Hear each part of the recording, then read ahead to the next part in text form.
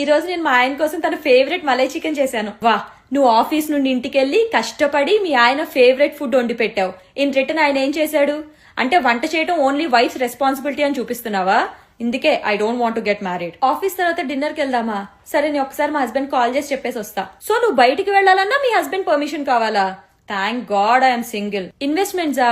బానుకి trading లో చాలా experience ఉంది. ఆయన చెప్తేనే నేను స్టాక్స్ లో ఇన్వెస్ట్ చేస్తున్నా. అంటే నీ శాలరీతో నువ్వేం చేయాలో కూడా తనే డిసైడ్ చేస్తాడా? Oh my God. బాను వాళ్ళ పేరెంట్స్ కి ఇల్లు కొన్నారు. నాకెంత ప్రౌడ్ గా అనిపించిందో. Girl, you should run away. పెళ్ళయ్యాక ఆయన డబ్బులు నీవి, వాళ్ళ పేరెంట్స్ వి కాదు. ఆయన parents are not kids responsibility.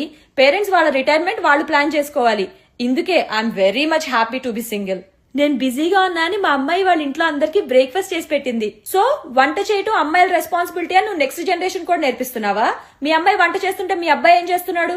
Breakfast అయ్యాక అంట్లన్నీ మా అబ్బాయి తోమాడు.